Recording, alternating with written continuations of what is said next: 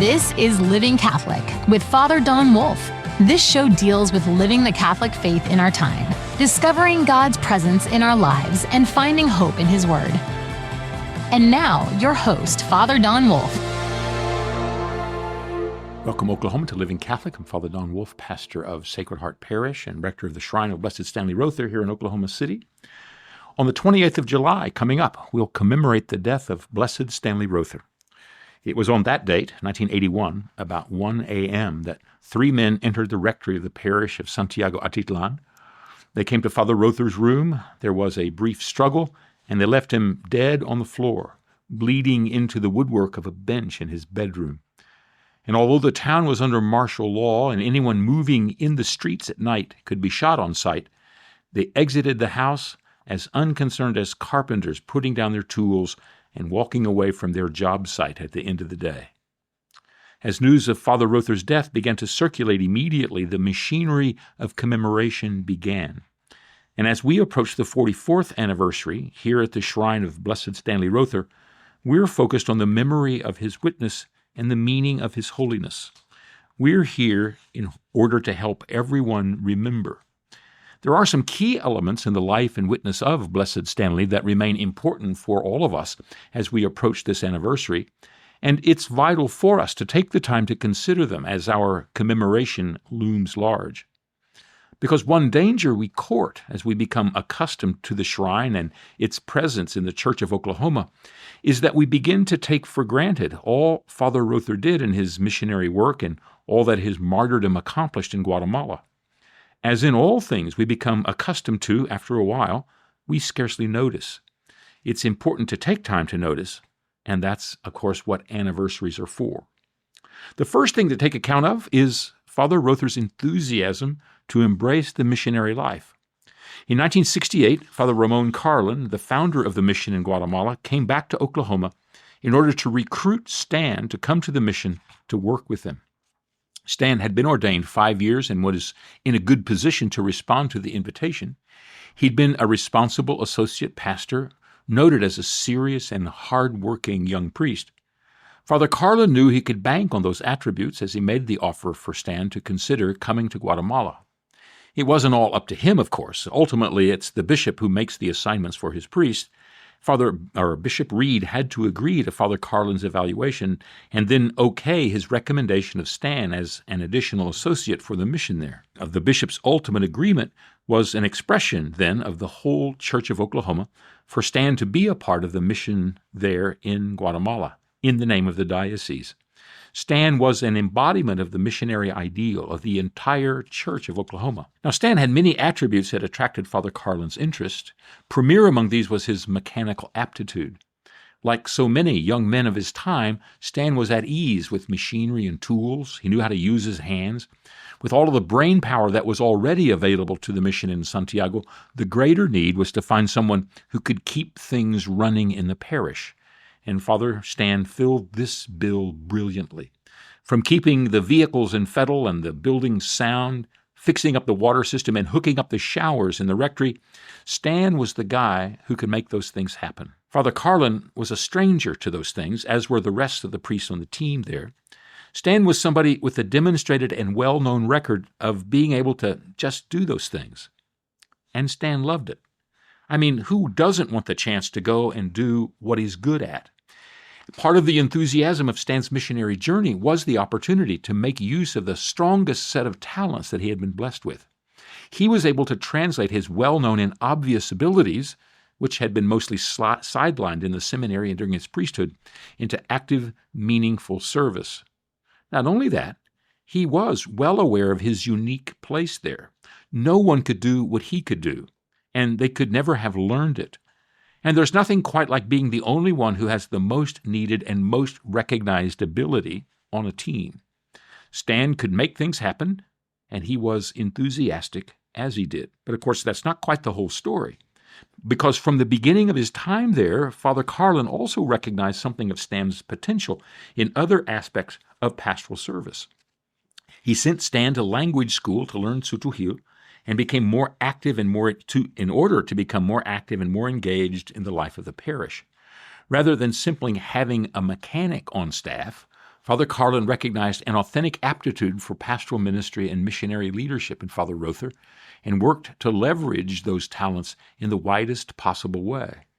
It doesn't take a genius to know that language is the gateway into the lives of people, but it did take a genuinely perspicacious insight for Father Carlin to sacrifice the time and work that Stan could have given to the parish right away there in Santiago in order to prepare him for the more expansive work of relating to the people and becoming a future parish leader. Now, learning a language is hard for everyone. That's especially true for an Anglo while learning a Mayan language like Sutujil. It's a complicated and difficult language filled with hard-to-duplicate, harsh sounds and strange words, all requiring a good memory and lots of perseverance, especially since the language hadn't been written down. With these challenges, Stan had to learn on the go. At the same time, learning the language was one more way for Stan to solidify his connection to and his enthusiasm for the life and work of the mission. And it turns out he was really good at the language. And no doubt that was a growing affirmation of his commitment and his own self-assurance.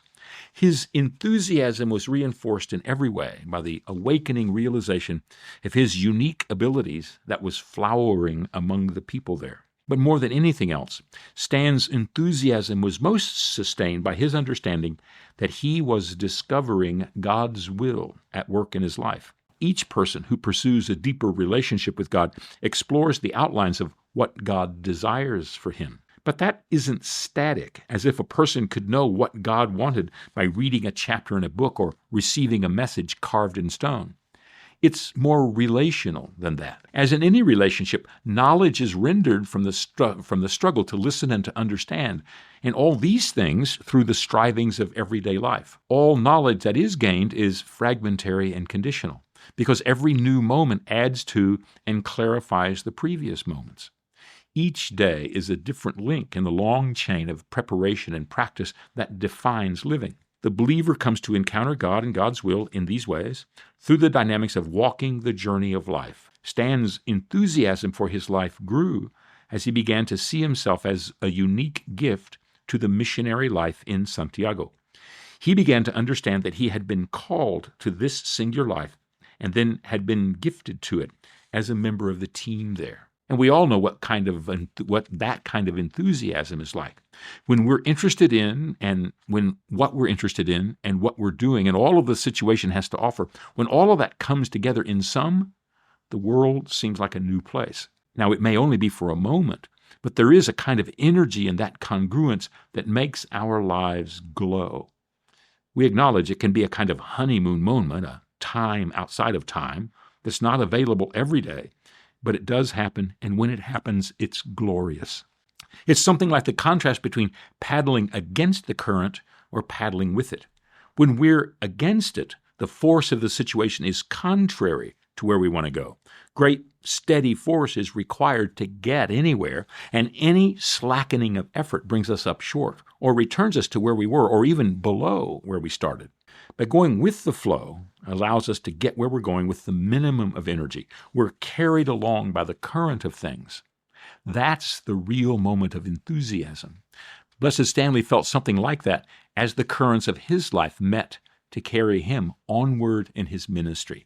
It's no wonder he was enthusiastic. The second part of Stan's life was the magnitude of his failures.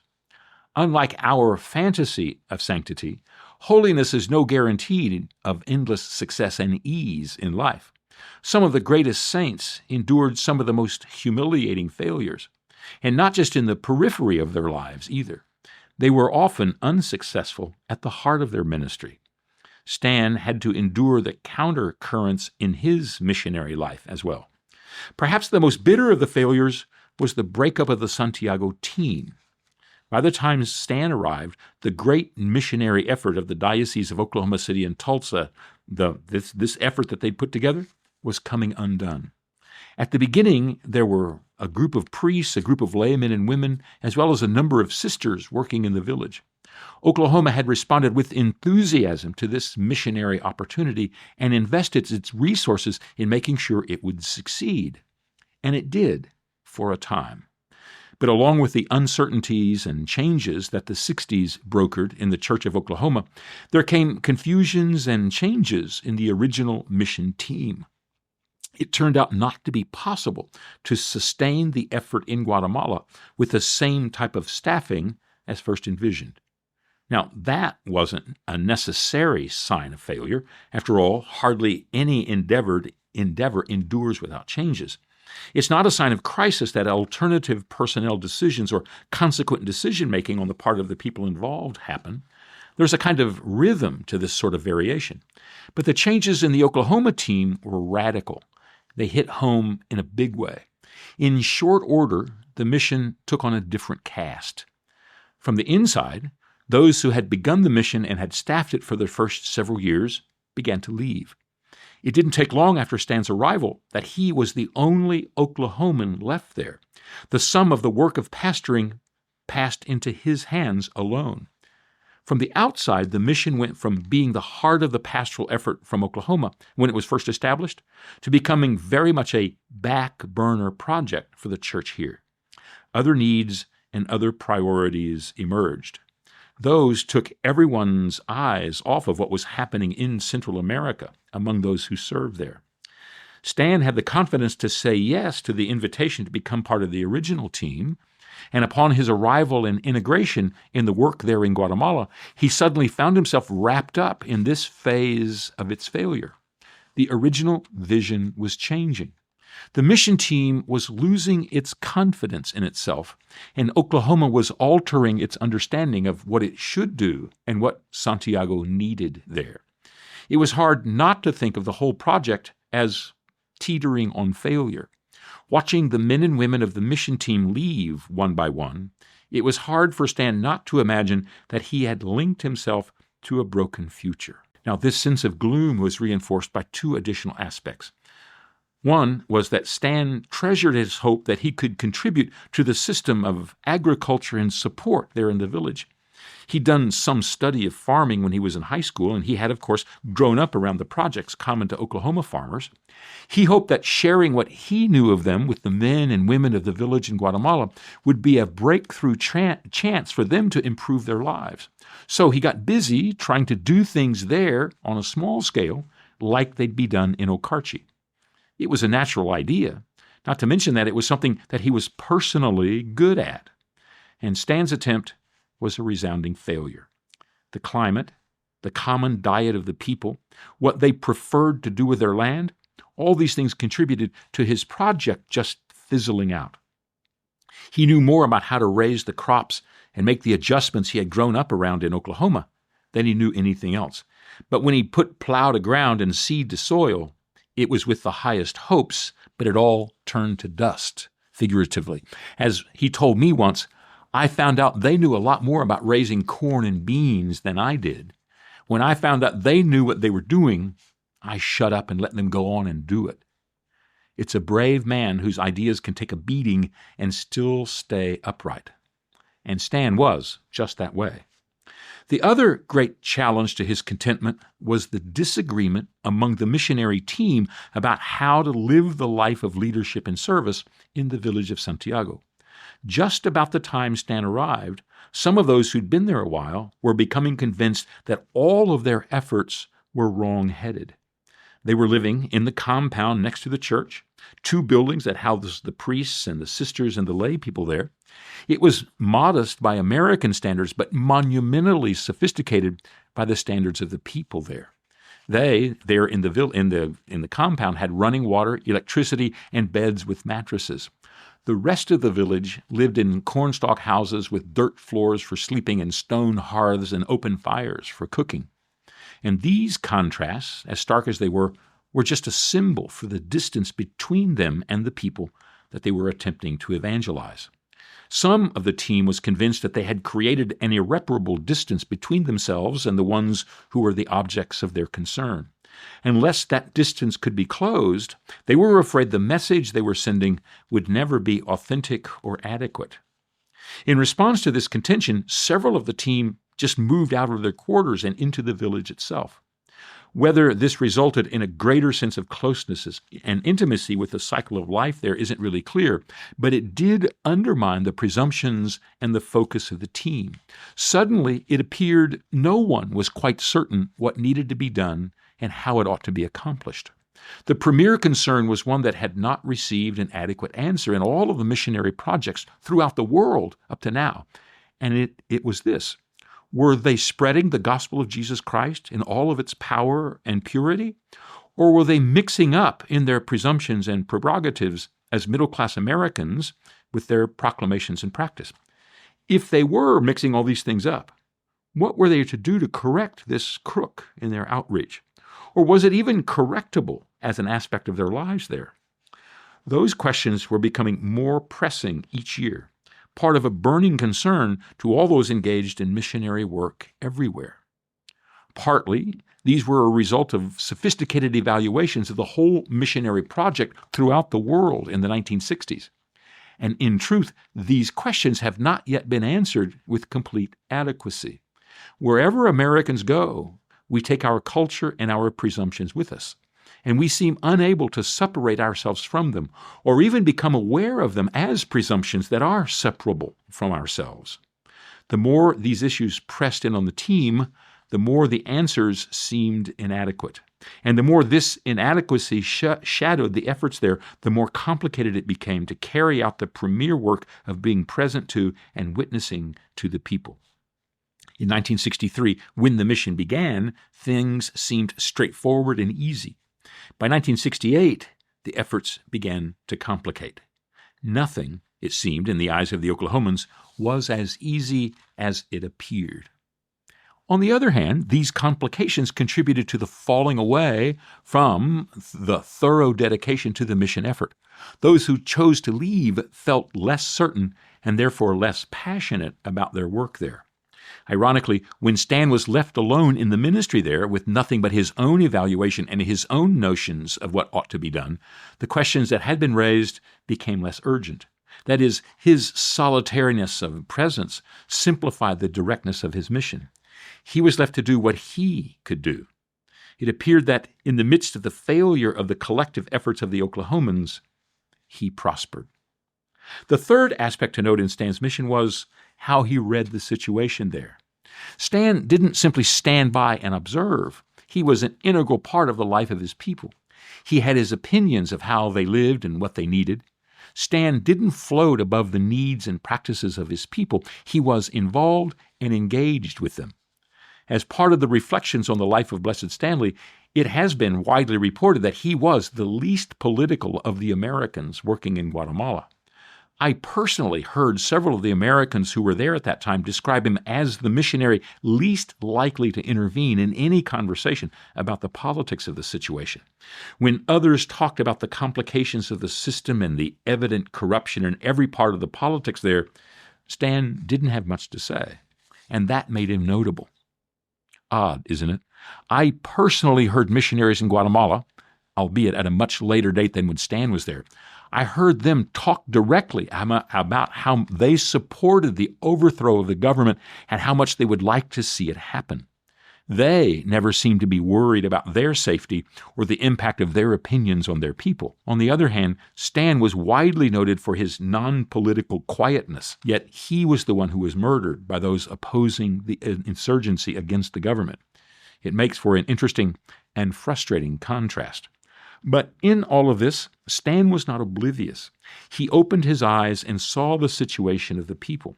He sympathized with their sufferings from the injustice they lived with. More than once I heard him say that the people of Okarche would never have lived for a day with the stark unfairness the people of Santiago had to endure their entire lives. Stan knew the price the people there paid for being a part of the system they'd been born into, and he knew how important it was to change it. He insisted on change, that it was unacceptable for things to continue as they were. His only caveat was that it had to happen without violence. Violence will only lead to more violence, he said, and where there's an increase in violence, that's when the people suffer even more. Stan was not naive, he wasn't blind, and he didn't presume to be above the fray when it came to the political intricacies of Guatemalan life. Blessed Stanley also knew that his presence there was part of the change there. His most famous statement about the complications there highlighted his awareness. He wrote once that to shake the hand of an Indian is a political act. And when we quote this sentence, we leave out the most important fact, which was that when Stan wrote this, he was committed to shaking the hands of Indians as friends, as parishioners, as fellow believers, and as fellow villagers.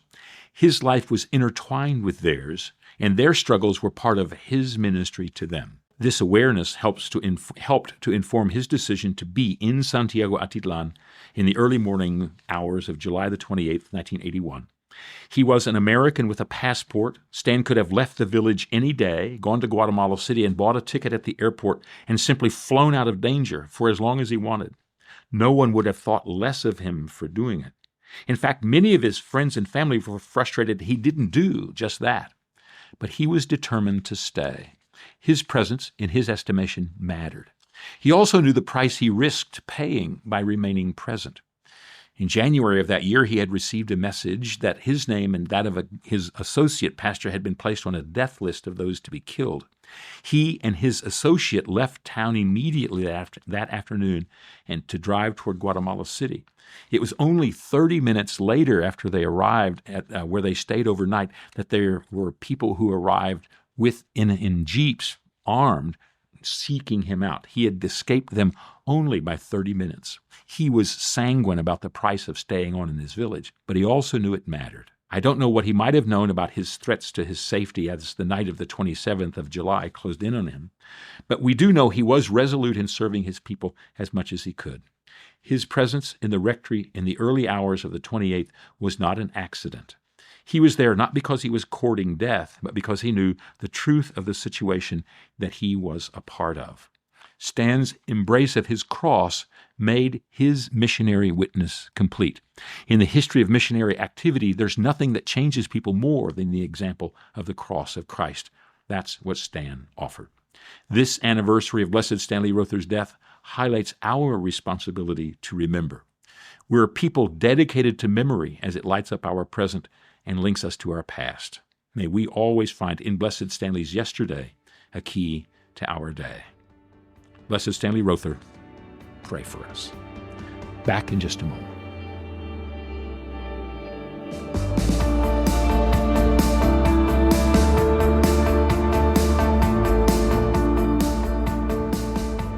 Welcome back to our final segment, Faith in Verse. I have a poem today called There at Last. Do we prepare the final brief in the great and final judgment? Presume that our lives will be transparent in their full intent. So the subject of our actions and concerns will be obvious enough, or will the evidence of motive or intent be ignored, sloughed off? Our concerns should be real to us as we face the great final scene, a lifetime of deciding and acting, spilling out of files, occupying reams. And how would we be defended in the sum of all our actions and thoughts? We could scarcely give an account of all we had taken or given or bought. And half the time we ourselves had no real true knowledge of what we were doing in our deciding, especially while we were in love. How will the verdict be rendered on any of our lives as they were lived? Just how fine is the mesh of expectations through which they are sieved? We will have our advocate, the Paraclete, standing in for us at the dock, plus the eternal shepherd, our promised forever standard, our rock, upon whom we lean, knowing how insubstantial our claims and how meaningless the sum of our accomplishments and gain. We will stand silent as another, or as all others, speak for us, of love and mercy and hope. They will be our only witnesses. That's there at last.